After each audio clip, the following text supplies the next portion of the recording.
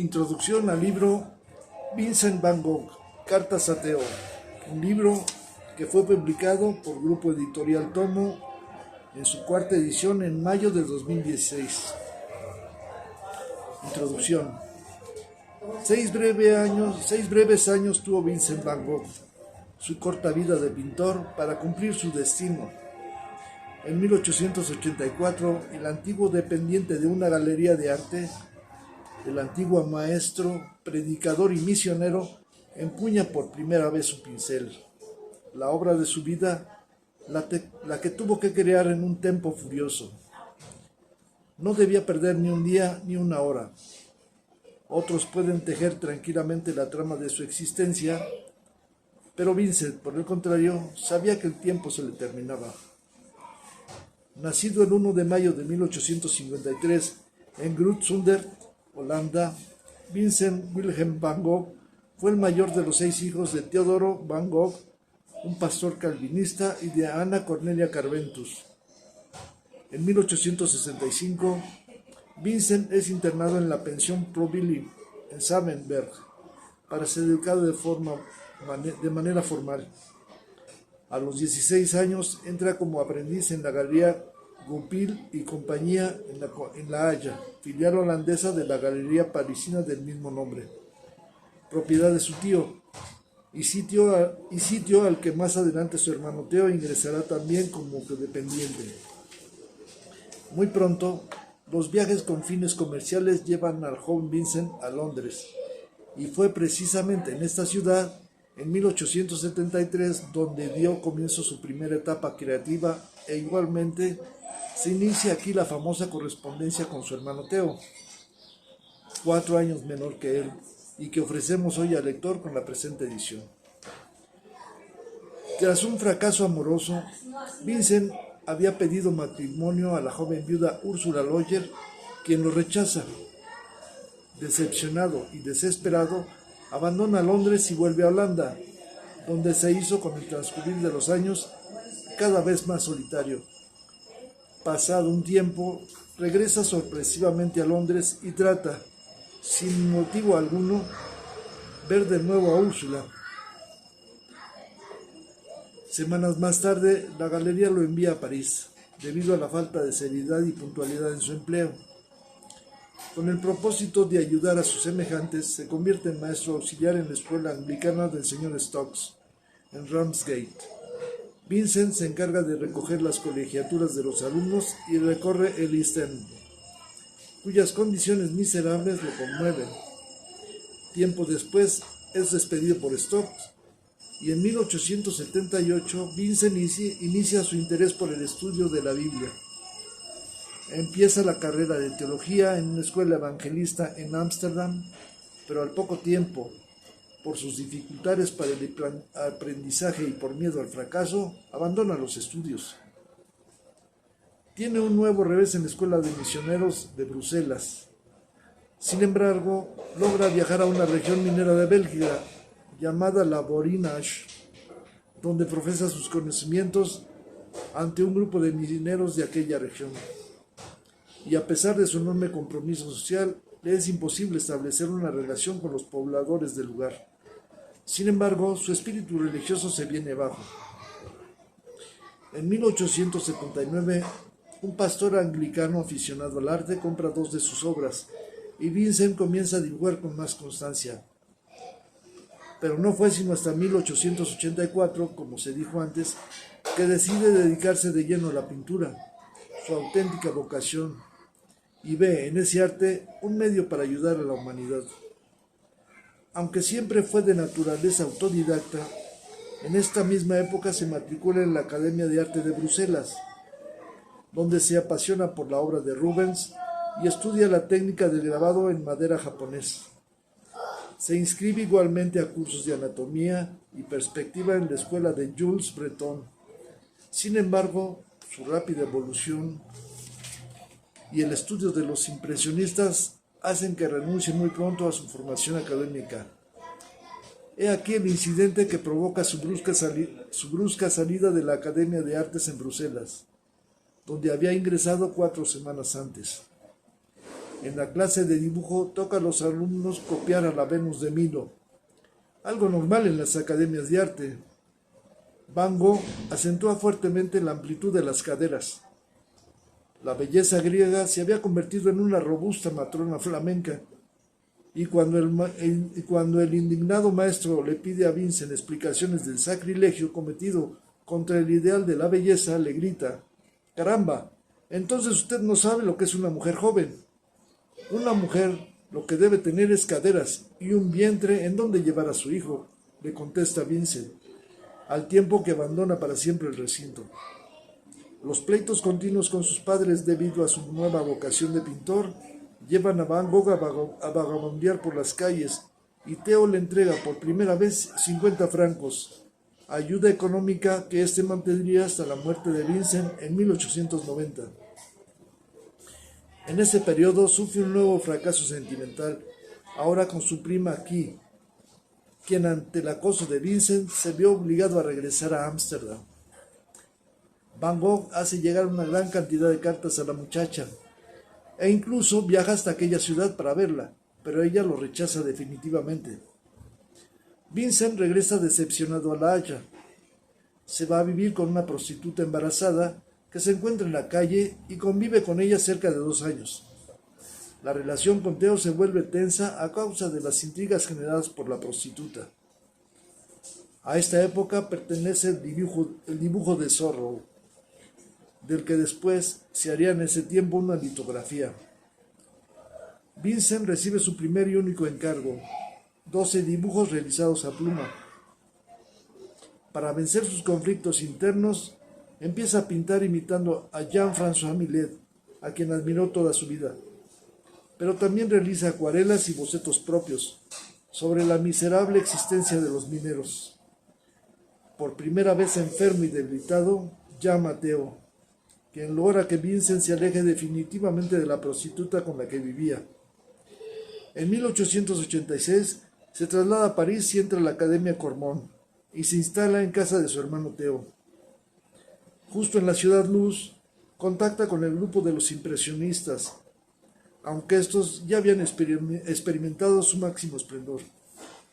Asimismo, estudia Delacroix, Monticelli, conoce a Toulouse-Lautrec, Gauguin, Seurat, Signac, Pissarro, Titian y al tío Tanguy. Como pintor, Vincent sigue viviendo en la miseria. Sus obras son imposibles de vender, lo que significa que lo rechaza el mundo burgués del siglo XIX, el único consumidor de arte de esa época. Hasta los artistas de París lo desprecian. Cuando durante su estancia en aquella ciudad pide permiso para mostrarles sus cuadros, estos se encogen irónicamente de hombros. Una sola vez, poco tiempo antes de su muerte, se venden 2 cuadros suyos en Bruselas, en una exposición de pintores jóvenes, al precio de 500 francos. De manera que vive de lo poco que puede darle, lo que se quita de la boca su hermano Theo, el primero y el único en creer en su pintura. París fue para Vincent una experiencia crucial, pero cansado de aquel bullicio y agotado por la vida mundana, abandona esa ciudad. Se instala en Arles, población del sur de Francia, aconsejado por Toulouse-Lautrec. Inicia su idea de fundar en esta localidad una colonia de artistas, el grupo de los impresionistas del sur. Alquila una casa llamada la Casa Amarilla, donde invita a trabajar a los pintores con quienes comparte intereses e intenta hacer realidad su sueño.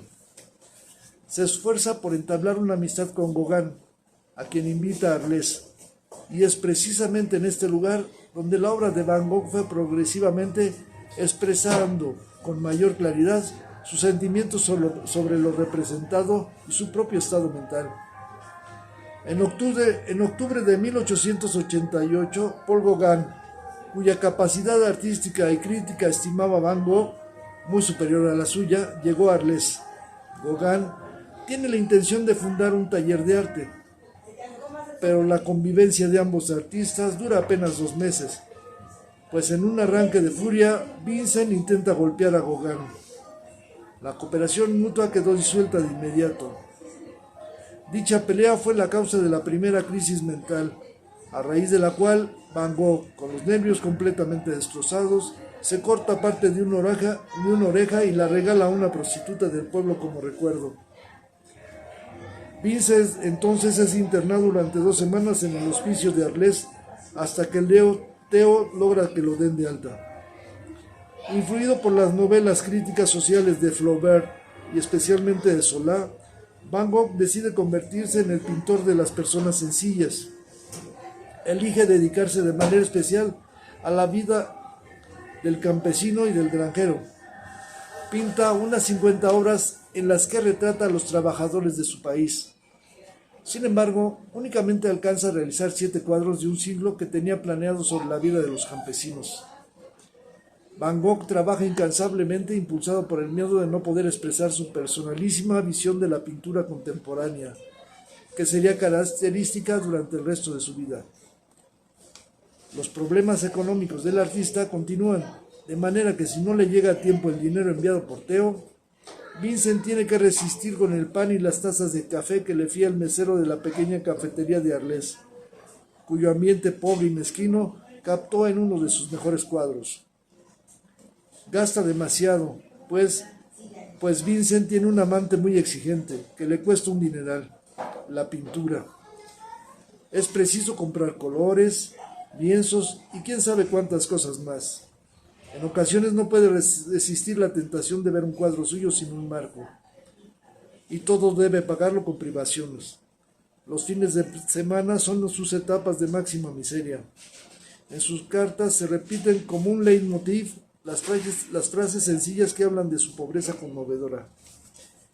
En abril de 1889, y ante el temor de perder su capacidad para trabajar, pide ser ingresado en el hospital psiquiátrico de Saint-Rémy-de-Provence, donde permanece 12 meses. Después de sufrir varios ataques y ante la imposibilidad de salir al exterior a pintar, realiza obras relacionadas con el hospital, retratos de médicos y reinterpretaciones de las obras de Rembrandt, Delacroix y Millet. En los meses posteriores, el pintor sufre estados de excitación y graves depresiones, que no le impiden seguir trabajando desesperadamente. La pérdida de contacto con la realidad y una progresiva sensación de tristeza son las claves de esta etapa, en la que desarrolla un estímulo basado en formas dinámicas y en el uso vigoroso de la línea, de lo cual resulta una pintura más intrépida y visionaria que la de Arles. Fue justo en esta época cuando pintó sus famosos cuadros de girasoles. En mayo de 1889, Van Gogh ingresa voluntariamente en el sanatorio mental de Saint-Rémy, cerca de Arles, donde, tras una fase estable, se le asigna una habitación para trabajar. Durante su estancia en la institución mental sufre alucinaciones, pesadillas y una inmensa obsesión por la muerte. No obstante, estos estados se convierten en periodos de una intensa actividad laboral. Al principio, a través de la ventana de su habitación y posteriormente al aire libre. El miedo a enloquecer le llena siempre de desesperación. Junto a los paisajes, pinta también una serie de cuadros según los modelos de Millet, Daumier, Delacroix y Rembrandt. En mayo de 1890, Van Gogh abandona el sanatorio mental de Saint-Rémy, sin conseguir superar el estado de melancolía y soledad en que se encuentra. Se traslada a París para visitar a Theo, y aconsejado por este, viaja a Auvers-sur-Oise, donde es sometido a un tratamiento homeopático por el doctor y pintor aficionado Paul Ferdinand Gachet. Los paisajes que Vincent pinta durante esta semana son más expresivos, desgarrados y desesperados, pero también más nostálgicos que su obra anterior. En los últimos 2 meses de vida termina unos 70 cuadros. Pese a que unos meses más tarde el doctor Gachet considera que Vincent se encuentra plenamente curado, su estado de ánimo no mejora debido a los sentimientos de culpa provocados por la dependencia de su hermano Theo y obvio por su fracaso profesional. Sumido en esta situación de angustia, El 29 de julio de 1890, Vincent Van Gogh toma su pistola y se dispara en el pecho. Muere 2 días más tarde en brazos de su hermano Theo. La relación epistolar que mantuvo con Theo fue fundamental en la existencia y el desarrollo artístico de Vincent.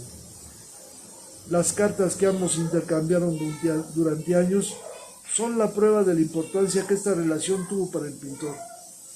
Documentos conmovedores, desgarradores, que revelan la intensidad de los graves conflictos mentales que padeció Van Gogh durante la última etapa de su vida. El lector no puede, por tanto, sustraerse a la emoción que causa la desnudez del alma atormentada del artista, símbolo de su tiempo y de los sentimientos predominantes de la época.